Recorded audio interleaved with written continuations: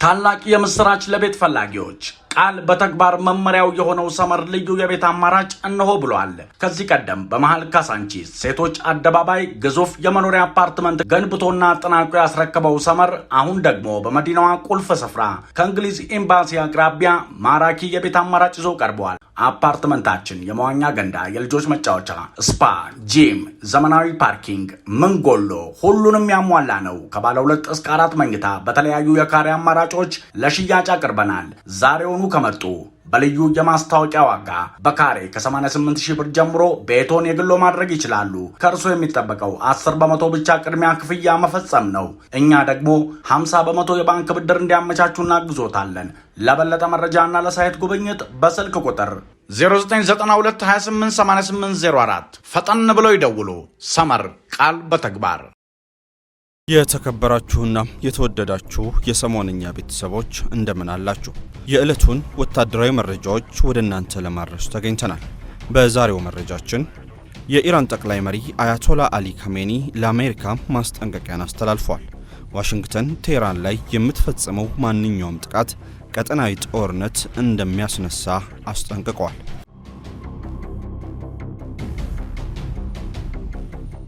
የእስራኤል ጦር ኤታማዦር ሹም ኢያል ዛሚር አሜሪካ በቀጣይ 2 ሳምንታት ውስጥ ጥቃትን በኢራን ላይ ትፈጽማለች ሲሉ ተደምጧል። ኤታማዦር ሹሙ በጥቂት ቀናት ውስጥ ግን ጥቃትን አልጠብቅም ብለዋል።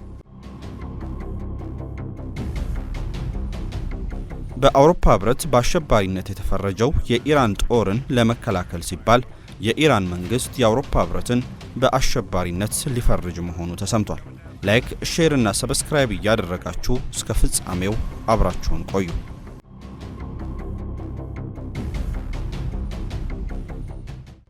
ቀጠናዊ ጦርነት ይነሳል። ኢራን በመካከለኛው ምስራቅ የሚገኘውን ኃይሏን እያጠናከረች ካለችው አሜሪካ ጋር የተፋጠጡት የኢራን ጠቅላይ መሪ አያቶላ አሊ ካሜኒም ዋሽንግተን ቴህራን ላይ የምትፈጽመው ማንኛውም ጥቃት ቀጠናዊ ጦርነት እንደሚያስነሳ አስጠንቅቋል። ካሜኒ አሜሪካኖቹ ጦርነት ከጀመሩ በዚህ ጊዜ የሚነሳው ቀጠናዊ ጦርነት እንደሚሆን ማወቅ አለባቸው ሲሉ መናገራቸውን ከሀገሪቱ መንግስት ጋር ግንኙነት ያለው ታስኒም የዜና ወኪል ዘግቧል። የአሜሪካው ፕሬዝዳንት ዶናልድ ትራምፕ ኢራን ቁም ነገር ያለው ውይይት ላይ እንደሆነችና ይህ ውይይት ተቀባይነት ያለው ውጤት ላይ እንደሚያደርስ ተስፋ ማድረጋቸውን ገልጸው ነበር።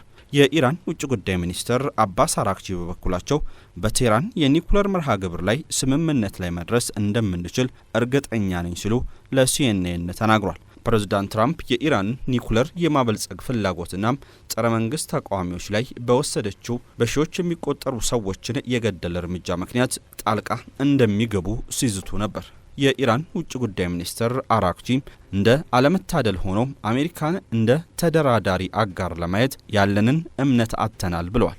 ሆኖም በቀጠናው ባሉ ወዳጅ ሀገራት በኩል የሚደረገው የመልእክት ልውውጥ ከዋሽንግተን ጋር ፍሬያማ ንግግር እንዲኖር እያመቻቸ መሆኑን አክለዋል።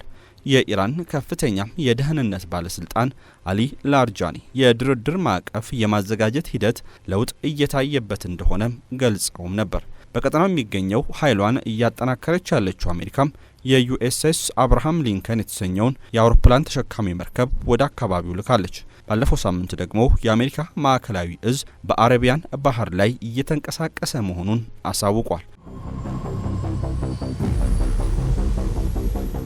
የኢራኑ ጠቅላይ መሪ አሊ ካሜኒ ትራምፕ በየጊዜው መርከቦችን አመጣለሁ ይላል፣ የኢራን ህዝብ እነዚህን ነገሮች አይፈራም ብሏል። ኢራን ከዓለም ወሳኝ የመርከብ መተላለፊያዎች አንዱ በሆነው ሆርሙዝ ወሽመጥ ላይ ከእሁድ ዕለት አንስቶ ለ2 ቀናት የሚቆይና ተኩስን የሚያካትት የባህር ላይ ልምምድ ማድረግ እንደምትጀምር ሲጠበቅ ነበር። ይሁን እንጂ የዜና ወኪሉ ሮይተርስ ያነጋገራቸው አንድ የኢራን ባለስልጣን የኢራን አብዮታዊ ዘብ የባህር ኃይል እንዲህ አይነት ልምምድ የማድረግ እቅድ እንደሌለው መግለጻቸውን እሁድ ዕለት ተዘግቧል። የዓለም ገበያ ላይ ከሚቀርበው ነዳጅ ውስጥ 1/5 የሚሆነው የሚተላለፈው ኢራን በምትቆጣጠረው የሆርሙዝ ወሽመጥ በኩል ነው። ቴህራን ከዚህ ቀደም ጥቃት የሚሰነዘርባት ከሆነም ወሽመጡን እንደምትዘጋ ዝታም ነበር።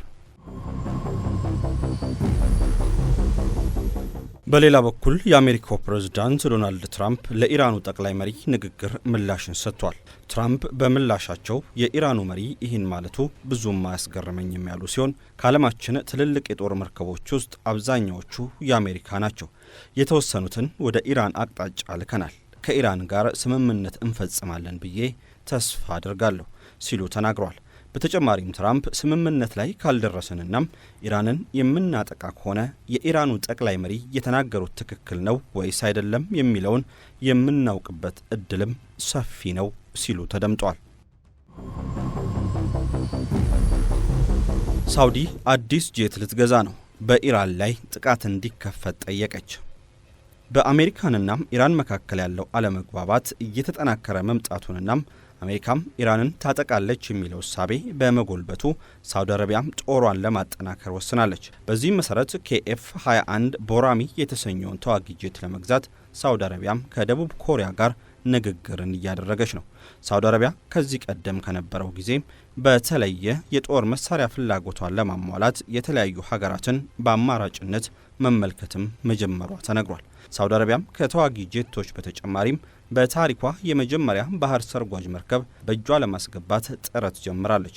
በሌላ በኩል የሳውዲ አረቢያው የመከላከያ ሚኒስትር ፕሬዝዳንት ዶናልድ ትራምፕ እንደዛቱት በኢራን ላይ ወታደራዊ እርምጃ የማይወስዱ ከሆነም ኢራን የበለጠ ትጠናከራለች ብሏል መባሉ እያነጋገረ ነው። የአሜሪካው የዜና ድረገጽ አክሲዮስ የመከላከያ ሚኒስትሩ ልዑል ካሊድ ቢን ሳልማን አርብ ዕለት ዋሽንግተን ውስጥ በተደረገም የግል ውይይት ላይ አሜሪካ ኢራንን ካልመታች አገዛዙ ተጠናክሮ ይወጣል ማለታቸውን በስፍራው የነበሩ ምንጮችን ጠቅሶ ዘገባው አስነብቧል። በሁለት ሳምንት ውስጥ አሜሪካ ኢራንን ታጠቃለች። እስራኤል የእስራኤል ጦር ኢታማዦር ሹም ኢያል ዛሚር አሜሪካ በቀጣይ 2 ሳምንታት ውስጥ ጥቃትን በኢራን ላይ ትፈጽማለች ሲሉ ተደምጧል።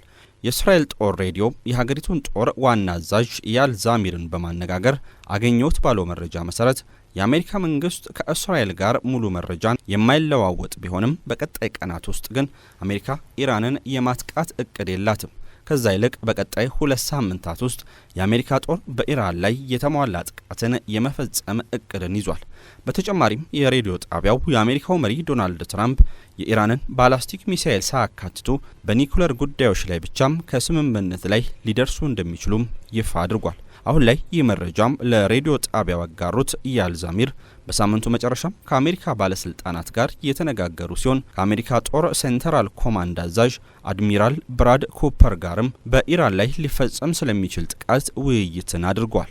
እስራኤል ከኢራን ጋር ባደረገችው የ12 ቀናት ጦርነት ቢሊዮን ዶላሮችን ያጣች ሲሆን በቀጣይነትም ከኢራን ጋር ግጭት ውስጥ ከገባች እስከ 10 ቢሊዮን ዶላር ድረስ ማጣት መቻሏ እንዳሰጋትም ተዘግቧል። የኢራን የኒኩለር መርሃ ግብር በተመለከተና በአካባቢው እያደገ በመጣው ቀጠናዊ ተጽዕኖ የተነሳ የእስራኤልና አሜሪካ ስጋት ሲጨምር በእስራኤልና በኢራን መካከል ቀጥተኛ ወታደራዊ ግጭት ይበልጥ የማይቀር ይመስላል። የአሜሪካው ፕሬዝዳንት ዶናልድ ትራምፕ በተደጋጋሚ ኢራንን እያስጠነቀቁ ሲሆን ኢራንም ለሚደርስብኝ ወታደራዊ ጥቃት ምላሽ ለመስጠት ዝግጁ ነኝ እያለች ነው። አሜሪካና ኢራን ወደ ቀጥተኛ ግጭት ከገቡ እስራኤል ጉዳዩን ቆማ ትመለከታለች ብሎ ማሰብ ደግሞ የዋህነት ነው። ሁለቱ ሀገራት በኢራን ላይ በሚፈጸም ማንኛውም ጥቃት ዙሪያም በተደጋጋሚ ውይይቶችን እያደረጉ ናቸው።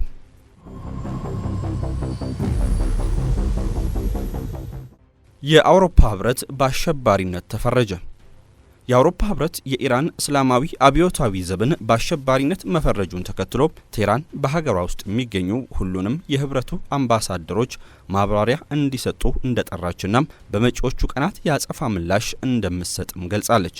የኢራን መንግስት በመላ ሀገሪቱ የተነሳበትን ተቋሙ ለማፈን በሺዎች የሚቆጠሩ ሰዎች እንዲገደሉና በ10 ሺዎች እንዲታሰሩ ያደረገ እርምጃን ወስዷል። ይህን ተከትሎም የአውሮፓ ህብረት ባለፈው ሳምንት የኢራን እስላማዊ አብዮታዊ ዘብን የአሸባሪዎች ዝርዝር ውስጥ አካቷል። ከዚህ ቀደም እንደ አሜሪካና ካናዳ ያሉ ሀገራትም ይህንን ወታደራዊ ኃይል በአሸባሪ ድርጅትነት ፈርጀው ነበር። ይህ አይነቱ እርምጃ በአብዛኛው ትምህርታዊ ቢሆንም አብዮታዊ ዘቡ በሀገሪቱ ኢኮኖሚ ላይ ያለው ተጽዕኖ ቀላል ባለመሆኑ የኢራን ምጣኔ ሀብትን ይበልጥ አጣብቂኝ ውስጥ ይከቷል።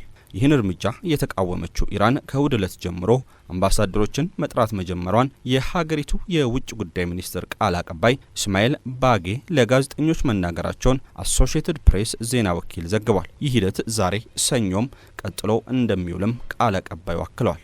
ቃል አቀባዩ ሊወሰዱ የሚችሉ ተከታታይነት ያላቸው እርምጃዎች ተገምግመዋል። በርካታ አማራጮች እየተዘጋጁ ነው፣ ወደ ውሳኔ ሰጪ አካላት ተልኳል ብለዋል። በመጪዎቹ ቀናት የኢራን እስላማዊ ሪፐብሊክ የአውሮፓ ህብረት ለወሰደው ህገወጥ ይህ አመክንዮና እጅግ የተሳሳተ እርምጃ የሚሆን የአጸፋ ምላሽ ላይ ውሳኔ ታሳልፋለች ሲሉም ጠቁመዋል።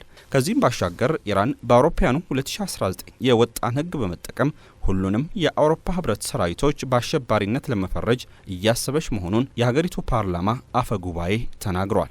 ኢራን እነዚህን እርምጃዎች እየወሰደች ያለችው ከአሜሪካ የተቃጣበት የወታደራዊ እርምጃ ስጋት እያየለ ባለበት ወቅት ነው። የአሜሪካው ፕሬዝዳንት ዶናልድ ትራምፕ የኢራን መንግስት ተቃዋሚዎች በመግደሉና የጅምላ የሞት ቅጣት ሊፈጽም እንደሚችል በመግለጽ እርምጃ ለመውሰድ መዛታቸው ይታወቃል። የአሜሪካ ጦር ዩኤስኤስ አብርሃም ሊንከን የተባለው ግዙፍ የጦር መርከብ እንዲሁም በርካታ ሚሳኤል አውዳሚ መሳሪያዎችን ወደ መካከለኛው ምስራቅ አንቀሳቅሷል። እስካሁን ድረስ ግን ፕሬዝዳንት ዶናልድ ትራምፕ ኃይል ለመጠቀም ይወስኑ እንደሆነ ግልጽ አይደለም።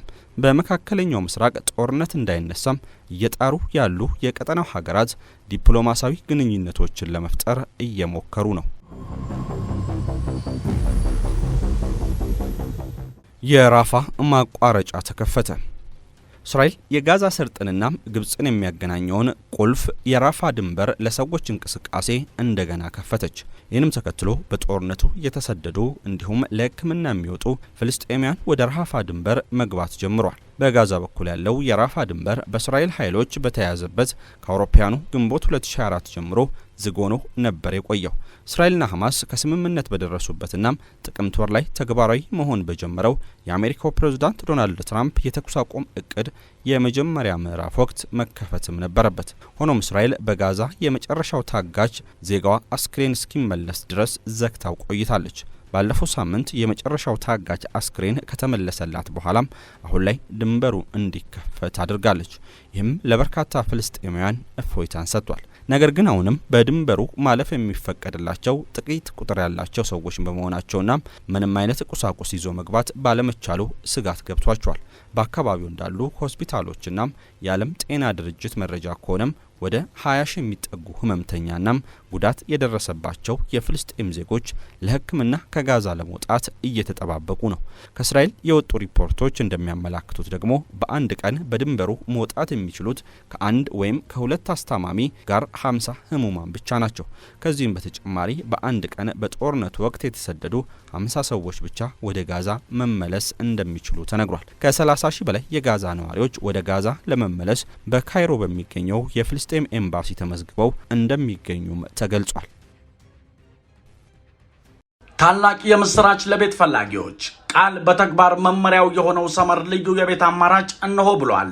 ከዚህ ቀደም በመሃል ካሳንቺስ ሴቶች አደባባይ ግዙፍ የመኖሪያ አፓርትመንት ገንብቶና አጠናቆ ያስረከበው ሰመር አሁን ደግሞ በመዲናዋ ቁልፍ ስፍራ ከእንግሊዝ ኤምባሲ አቅራቢያ ማራኪ የቤት አማራጭ ይዞ ቀርበዋል። አፓርትመንታችን የመዋኛ ገንዳ፣ የልጆች መጫወቻ፣ ስፓ፣ ጂም፣ ዘመናዊ ፓርኪንግ፣ ምንጎሎ ሁሉንም ያሟላ ነው። ከባለ 2 እስከ 4 መኝታ በተለያዩ የካሬ አማራጮች ለሽያጭ አቅርበናል። ዛሬውኑ ከመጡ በልዩ የማስታወቂያ ዋጋ በካሬ ከ88 ሺህ ብር ጀምሮ ቤቶን የግሎ ማድረግ ይችላሉ። ከእርሶ የሚጠበቀው 10 በመቶ ብቻ ቅድሚያ ክፍያ መፈጸም ነው። እኛ ደግሞ 50 በመቶ የባንክ ብድር እንዲያመቻቹ እናግዞታለን። ለበለጠ መረጃና ለሳይት ጉብኝት በስልክ ቁጥር 0992288804 ፈጠን ብለው ይደውሉ። ሰመር ቃል በተግባር